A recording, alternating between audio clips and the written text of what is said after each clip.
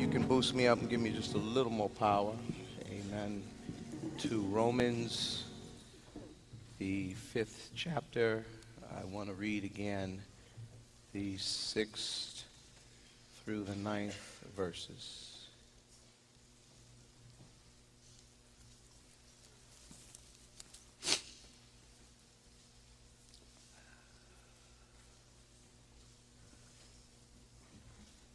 We are a close church family.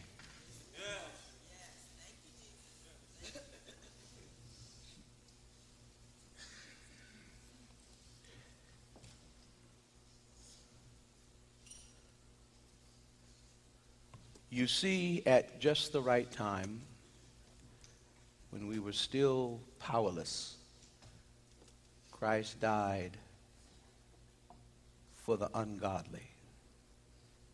Very rarely will anyone die for a righteous man, though for a good man, someone might possibly dare to die. God demonstrates his own love for us in this: while we were still sinners, Christ died for us. The scripture as it is written.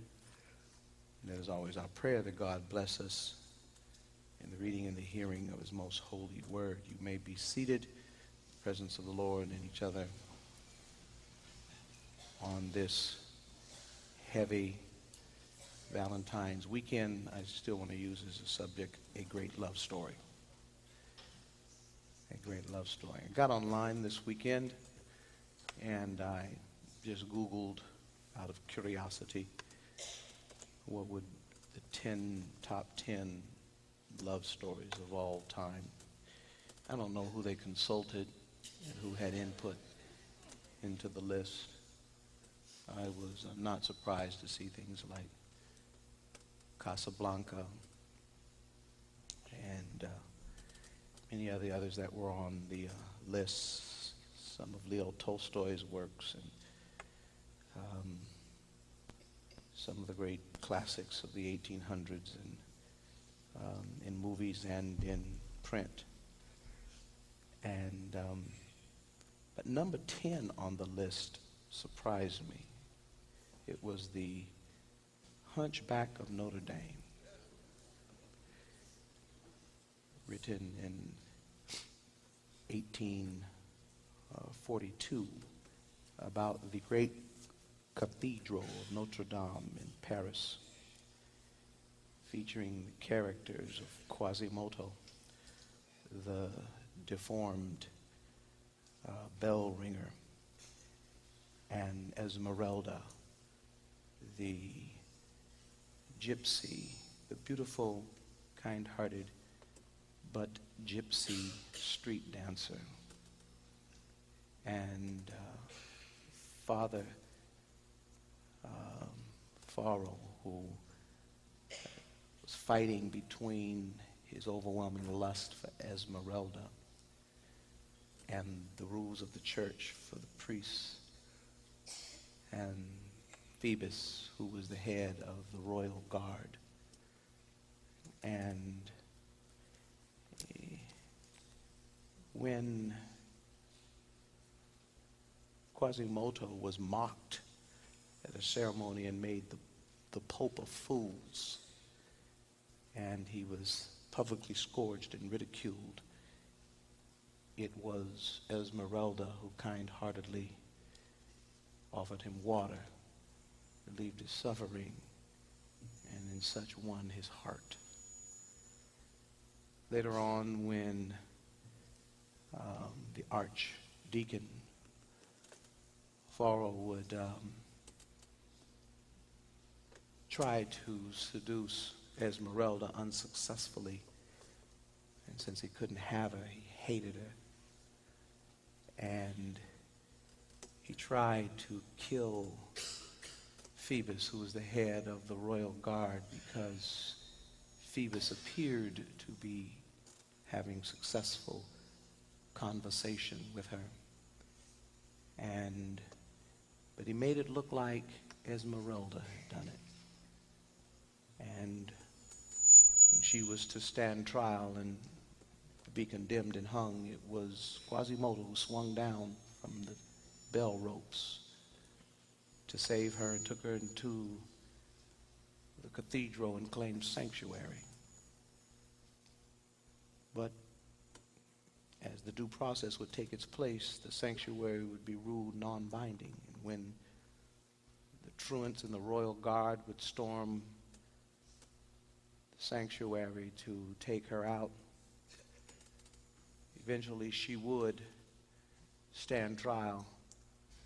And while she was hanging on the gallows and Father Farrell laughing mockingly at the woman who he aimed to destroy because he couldn't have her, it was Quasimodo who pushed him from the heights of the cathedral to his death. And when her body was dumped in the big graveyard for condemned people, 18 months later, when they would open the tomb to look at her body, they would be surprised to find that there laying beside her was Quasimodo.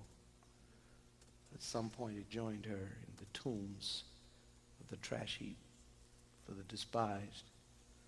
And when they tried to separate their bodies, it says that they broke away and almost blew away as dust. They list it as a great love story, Deacon Chuck, because it said love as its essence sacrifices and overcomes. And this is a story about a woman who may not have had romantic love for Quasimodo, but she looked at him with the eyes of grace when all others could not see past his hunchback and his various other hideous deformations. She looked past his mangled physical frame into his soul and offered him tenderness and kindness, love that overcame, love that endured. She suffered for that love, and he who had been touched by but one with love, finally someone looked at him in a lifetime of people looking away for the sake of his hideous unsightliness. She was able to look at him and not be aghast by his physical deformations. And he loved her to the end, and his love for her would spell his doom. And it is listed among the great love stories. And it underscores the fact that love sacrifices. Love overcomes. You don't know if it is love until it proves itself at the moment of sacrifice, until it proves itself by what it has to overcome to be. And that is what shivers up here in this text, here in the 5th chapter of this immortal and seminal of all the doctrinal writings of Paul in Romans, where he's trying to get the saints of God in the imperial city to understanding the relationship of law and grace, talking to Jewish believers standing in the background who put so much emphasis upon law and sacramental purity and legalistic integrity, as they felt that that was the foundation. We've been talking foundations. They felt that that was the ground of their security with God, sacramental purity and legalistic integrity. And I don't want to be too long this morning. I don't have it in me. And the Apostle Paul wanted them to know that sacramental purity has a purpose. Because God does things decently and in order. There is a right way to proceed. There is such thing as tacky and uncouth. And so he does not throw that to the wind. Legalistic purity, there is, we ought to aim to have our life line up with the laws of God. For if not, our lives, and those that we love, will certainly fall into chaos. And you can't just do anything and think that it ain't going to bite you. So Paul does not discount that, nor can we. And for Paul, we've been talking about foundations. He wants them to don't get it twisted. The foundation of our redemption, what opened the door, what produced the opportunity, what is ultimately the assurance of our salvation. It is rooted in love. It's a love thing. It ain't a law thing. It ain't a ritual thing. It's a love thing. This is not a trial. We have not all been defendants who were tried and found not guilty. Nothing could be further from the truth. But rather, this is a family of God who each of us find our place in the family because somebody loved us. Don't get it twisted. The cross is about love. What's love got to do with it? Everything. This is about a love story. And Paul picking up on, he's kind of throwing a little bone here to the Johannine line where it says in the fullness of time. When he came down through 40 and 2 generations. And Paul says here, when the time was just right, if you're looking at the NIV. And James it says in due time, in verse 6. He says, while we were still powerless, Christ died for the ungodly. And powerless here is meant to say that we were helpless. We were messed up, tied up, tangled up, and couldn't do anything about it. Powerless, helpless, pathetic. Just stuck. You ever been there? You messed up and you know it. And powerless, pathetic. It's a shame. And he says, while we were powerless, and in the 3rd chapter, he gives a lot of detail on what he means when he talks about the powerless. He's talking about sin. He said, there is no one righteous, not even one. If righteous is defined as no charges can be placed against us, ain't nobody can say that, not one. He said there's no one righteous, not even one. Not even one. That means if he came in here right now, Dean Clarence, there's charges to be brought. Starting here. There's no one who understands, no one who seeks God. In other words, he says we're all out there just doing our own thing. We check in on Sunday, but for the rest of the week, God can't hardly get in a word. That's what he said. He said, all have turned away. They have together become worthless. There is no one who does good. Not even one. Their throats are open graves. Their tongues practice deceit. The poison of vipers is on their lips.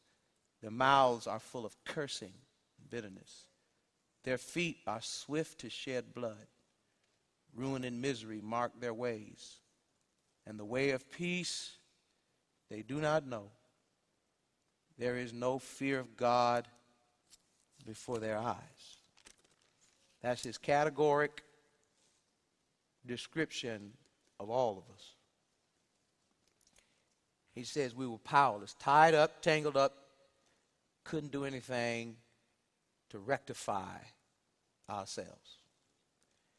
He says while we're still powerless, Christ died for the ungodly. Not only were we powerless, meaning helpless, but ungodly. And ungodliness in Pauline theology is the fundamental, universal charge that can be brought against all of us. Ungodliness. Ungodliness simply is a term to talk about anything about us where we don't let God be in control. Any area of our lives that we're still holding on to some old ways, we're still resistant to God's rule, God's spirit, God's command. Any unlit corner of our soul, any pocket of our personality, we've not allowed the kingdom flag to be staked yet.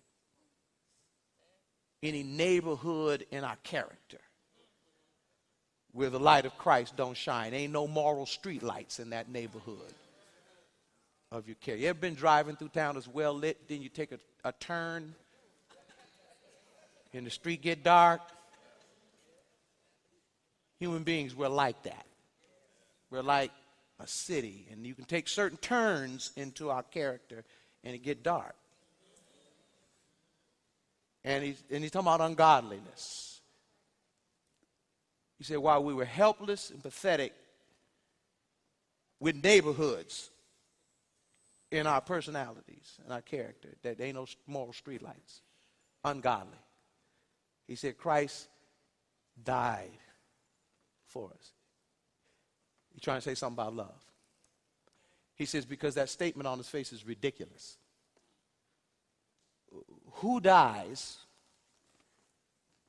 for folk who ain't got no streetlights? In certain parts of their personality. Who's going to put their life on the line for folk who are pathetic, tangled up? So pathetic they can't even do nothing about their own patheticness. I don't even know if that's a word, but you understand me. Who gives themselves? Whose life in itself has value would trade it as ransom for folks whose lives, all you can say about them is that they pitiful and ungodly. And then typical of Paul, where he uses a series of rhetorical comments back to back to build upon a point. He says, very rarely, it may happen, but it's very rarely, will anyone die for a righteous man. A righteous man is understood as somebody who in his own person, just in his own singleness, solitariness, lives a relatively upright life. He ain't smoking nothing recently made legal or still illegal. He ain't gambling, ain't running around, ain't slapping around his wife, and ain't morally upright. Not a regular at the casino because the food is good. And he says, but even still, rarely will someone die for a righteous man. A righteous man is understood in this context, because he's talking about our relationship with the law. A righteous man is understood as somebody who has been falsely condemned at the law. Falsely condemned. Because they're pretty much doing right in their daily walk. Their steps are ordered pretty much in alignment with God's law. And yet they've been falsely condemned. Everyone will have sympathy because it's a good man or good woman and they've been falsely condemned. Everyone will have sympathy, but sympathy or no, they still ain't going to trade places with him.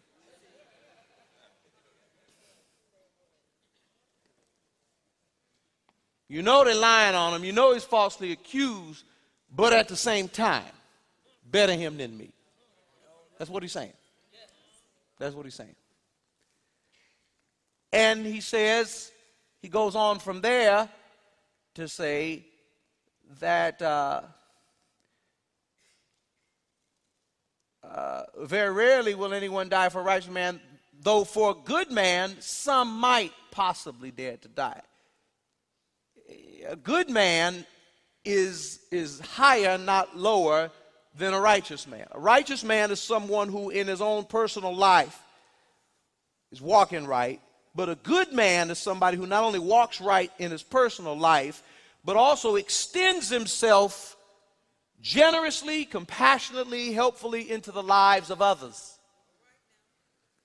Not only lives a clean personal life, but spends his time and money and effort making it for a better community.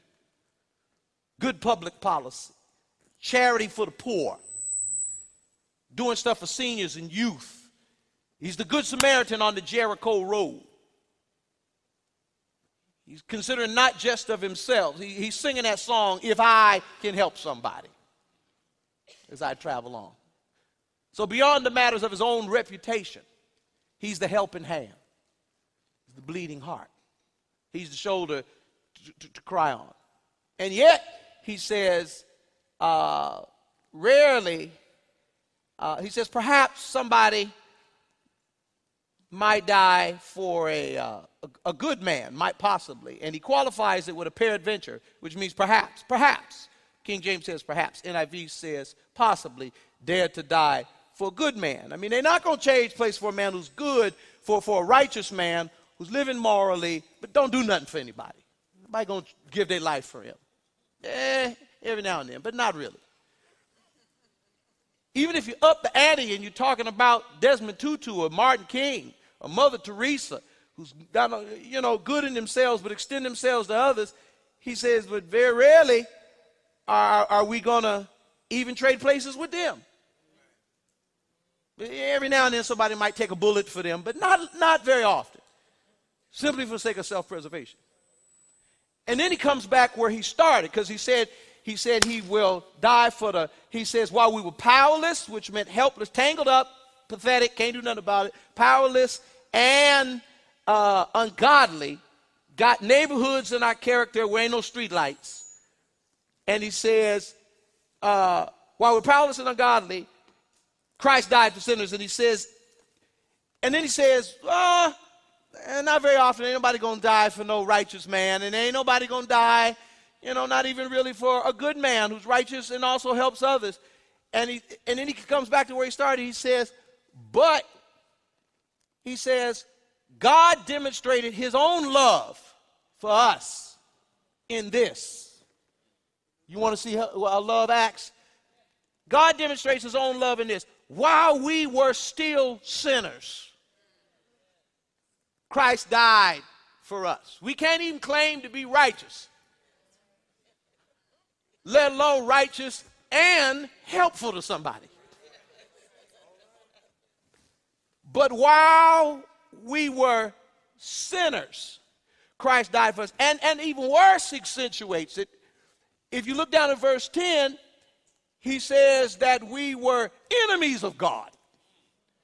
Not only were we sinners in terms of missing the mark, in terms of malefactors, two malefactors, Jesus in the center cross, and a malefactor, criminal at the right of that. Criminals are those who have criminal liability because in their actions they have violated the law. violated God's law. That's what it means to be sinful and ungodly. We have violated God's law. We are malefactors. We are spiritual criminals. But he says not only were we spiritual criminals, if you reach down and grab verse 10, it says that we were also enemies of God, the equivalent of traitors, high crimes and treason, and rebels, threats to God's very kingdom and campaign. Not only we are people as criminals who would go through the courts, the domestic courts, but we are enemies of God who would go through heaven's Guantanamo Bay. You don't even have rights to go through a domestic. You're spiritual terrorists, enemies of God. He accentuates it even more. And yet, in all of that, Jesus Christ, God worked through Jesus Christ to atone for our sinfulness, to address our wretchedness. He says, if you want to know what love is not a response to merit.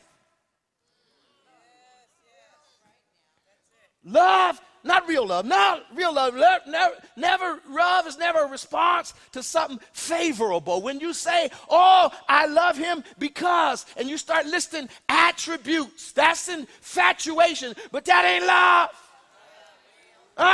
Anybody can think favorable of somebody in response to their attributes. He's nice, he's kind, he's generous, got a good job, talks well, charming. I love him because no, a dog will love him for that. Yeah.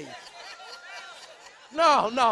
That doesn't take nothing. Love, it ain't love until it's standing in the face of the disfavorable. It ain't love until it's pathetic and yet you don't go nowhere. It ain't love until it's a hurtful place and you get on top of it because you realize love suffers all things. Love endures all things. Love keepeth all things. It ain't love. Love bears no record of wrong. Love endures all things. You know, when it's hurtful, but you're still there. When they're down, when they're tied up, tangled up, powerless, when they're sinners and even rebels, and yet you step in and look beyond their faults, give them what they need, and you die for those who have done everything they can to get themselves killed. That's love. That's love.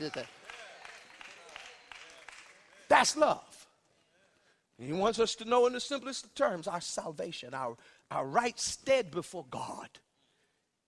While we're encouraged to strive for sacramental purity, do things right, do them the right way.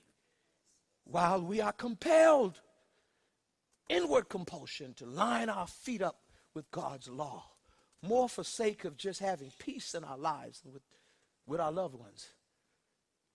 And that too, because God's people ought to do right and do things the right way. But don't get it twisted. When I was sinking deep in sin, far from the peaceful shores, and very deeply stained within, sinking to rise no more. And then that great salvific conjunction, but the master. Somebody say, but the master. Think about your own life and where you got tangled up and say, but the master. Think about when somebody should have threw you away for the sake of your fool self. Say, but the master. Think about when everybody wrote you off but God. Rightfully so, but the master.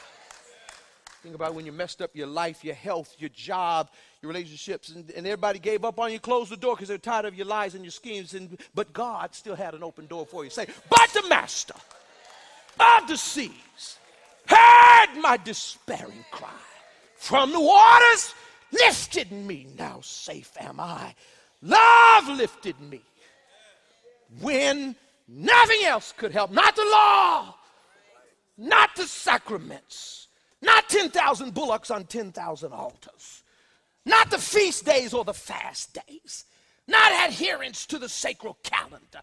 When nothing else could help, God's love. He so loved the world, he gave his only begotten son. I'm done now. Whosoever believeth in him would not perish, but have everlasting life.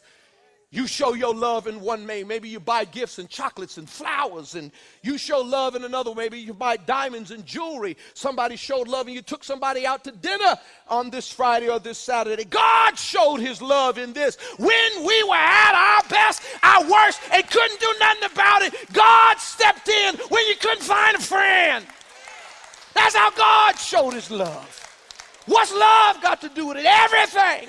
It's got everything to do with my lying down last night. It's got everything to do with my rising up this morning. It's got everything to do with me putting one more step in front of that. It's got everything to do with me being able to stand. And when I'm all done, stand anyway because love lifted me.